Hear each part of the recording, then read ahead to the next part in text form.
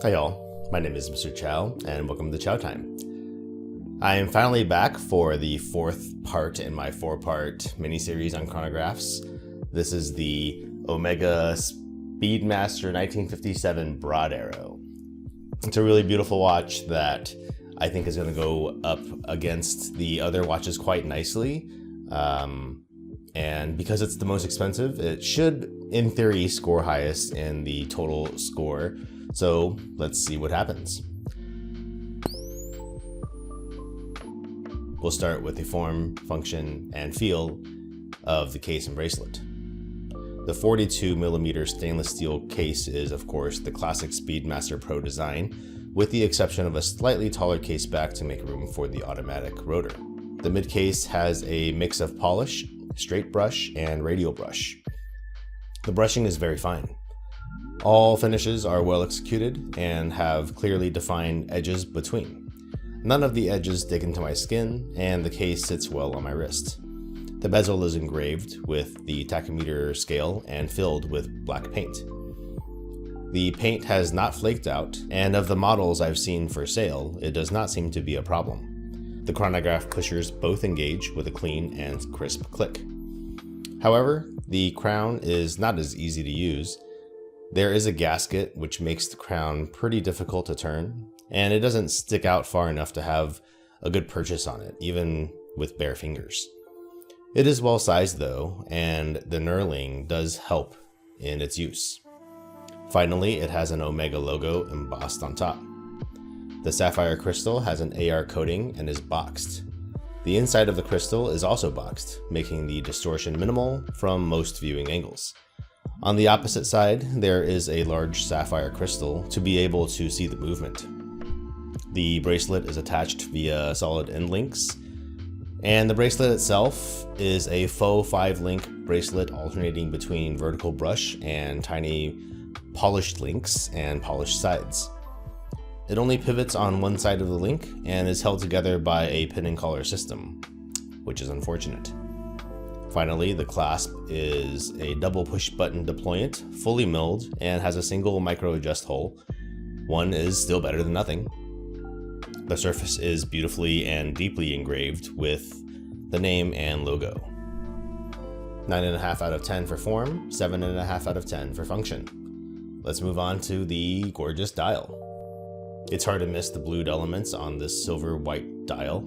The broad arrow hour hand, pointed minute hand, sub-dial hands, the Omega logo, and applied indices are all blued. In direct sunlight, it's a dark blue that pops due to how shiny and reflective it is. Each indice is a trapezoidal shape, giving it some extra surfaces to catch reflections. They are all flawless under a loupe. Each hour marker is topped with a dot of lume. These are not very bright or long-lasting, but it's useful in a movie theater or a dark room when coming in from the outside on a sunny day. The same goes for the lume filling the hands. Moving on to the dial, it's a speckled silver that appears matte in most lighting, but can sparkle in certain outdoor lighting conditions. The radial concentric rings within the subdial catch a little bit more light, giving off a sunburst effect. Finally, the outer minute track is a flat silver. All painted elements are again flawless. The red 1957 paint is thick and stands tall on the dial. At the 6 o'clock marker is a date window and matching colored disc, along with the, again, thickly painted numerals. Overall, the contrast on the dial is top-notch, and the dial remains uncluttered, mostly thanks to the tachymeter scale being set outside of the dial. 9 out of 10 for form, 7 out of 10 for function. Let's move on to this coaxial movement. The movement is the 3313C, which of course is a chronograph movement. It's based on an FPJ caliber, but modified to have a 3-level coaxial escapement. Power reserve of approximately 55 hours. The most notable thing about this movement is the growing pains it went through in its early release, and then again with the coaxial components. When the movement was first introduced in 1999, there were a number of reliability issues with the chronograph components. These issues were reportedly ironed out by 2008, and any movement serviced afterwards by either Omega or Omega certified watchmakers would have, in theory, the replacement parts. A separate issue was with the early iterations of the coaxial movement. They were also improved, first an upgrade from the 3313A to the 3313B, which were 2-level coaxial movements, and to the latest version, the 3313C, which is what I have here, with the previously mentioned 3-level escapement. According to some reputable watchmakers on various forums, the latest iteration is fairly reliable, but its reputation is understandably tarnished. 8.5 out of 10 for function, 8 out of 10 for form, and that brings us to 46.5 out of 60 for our score. Let's move on to the last category, the watch's history, heritage, and prestige. Omega has been in the watch game since 1848, and the Speedmaster line has been in existence since 1946 with the CK2915. This line is likely their most famous and desired due to its spacefaring heritage, although the Seamaster is also a very popular line of watches. The brand has a strong following in the watch community, and one of the few brands that has a presence in the general public. The appearances in various movies and other pop culture media certainly help the brand visibility too. It seems like every movie about the US space program features a Speedmaster. It has been said that in the last decade, Omega is diluting its brand with a sheer variety of references and special editions and limited editions, and I must agree. There are currently 15 distinct lines of Speedmasters and variations of each line, making many dozens, if not over 100 different models. That doesn't even count the various special editions that come out every year or collaborations and limited runs. I wouldn't be surprised if there were over 500 different references, maybe even upwards of 1,000 bearing the Speedmaster moniker. Still, the brand as a pioneer is still pushing technology forward, taking risks, and generally well respected.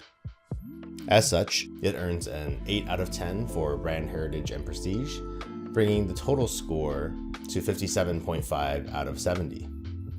This watch is no longer in production, and prices range from $2,800 to $5,000. This is quite a large range, and it makes sense because of the reliability issues I mentioned earlier, but many customers don't mind paying more from a watch that comes from a dealer and offers some sort of warranty. If we go with the lower end of the pricing at $3,000, that gives a watch a value multiplier of 1.059, nudging the value score up to 60.8925. That places the watch at an impressive 6th place in total score, and all the way down to 19th place in value, just behind the much more expensive Seamaster ceramic. So that brings me to my personal opinions on the piece. This watch has a kind of a special place in my heart and in my collection because it's the first luxury watch that I ever bought. I think it was the first watch even over $1,000 that I had purchased. So it was kind of a big step for me and for my collection, and I at the time was just really in love with the dial, and I still am. I think it's a really, really beautiful watch, and yeah, whenever I put it on, it's one of those watches that I kind of like look at and appreciate. However, I can also say that I wanted a Speedmaster because at that time in my collecting journey, I was pretty heavily influenced by looking at other people's collections. So it seemed like everyone had a Speedmaster. And so, you know, I kind of did too. But I didn't want the same Speedmaster as everyone else. So I was looking for something a little bit different, and this dial just caught my eye. Just as a personal preference, I think the only thing I would change about this watch is for it to be the original movement as well. Or maybe it doesn't have to be the original movement, but just whatever the manual wind movement was at the time that this was released. I would have liked the thinner version with the manual wind movement. But that aside, aesthetically, it's one of my favorite watches of all time, really. I generally prefer watches with a date complication, although if this watch didn't have one, I would not have cared. I really like the broad arrow hour hand compared to the Speedmaster Professional's picket fence hands. I know there are those who love the Hesselite crystal, but personally I'll take sapphire over acrylic any day. I love the display case back on this watch too. The components are definitely really interesting to look at in this watch, but also the finishing is quite nice. The watch is borderline too big for my wrist, but I think it still works. Yeah, I think that I can pull it off, but I would have liked it to be smaller, but again, it's not a big deal. I really don't like the way this watch winds because it's so hard to grip, and it's because of that gasket. And I guess the 100 meters of water resistance is nice, but I think I would take it with less water resistance or no water resistance at all, and just an easier turning crown. So we've come to the end of the 4-watch chronograph series. To recap, the Sugess is a very nice watch, but I can't get over the build quality. Even though it's a tremendous value, I won't be keeping it. The Bulova is arguably an even greater value in my mind, even though it costs more, but it's way too large. I hate the case finishing, and the pushers just feel cheap and squishy. The Seiko is an amazing watch that I will probably keep, but it's going up against some other great purchases this year, or back in 2022, and in going with my one new watch in my collection a year strategy, I just don't think it's going to be able to hold up. As for this Omega, it is clearly the best watch of the bunch to me, and it's also the best looking. I don't think I'll be parting ways with this watch. It is definitely a keeper. So I guess it's no surprise, but the watches I liked the most scored the highest in overall score and highest in value score. All right, do you agree with the scoring? Is there anything that you would have changed about the rubric or the way that I scored the watch? Is there anything that you would like me to review? Let me know in the comments below. Thanks for watching all the way through the end. Bye.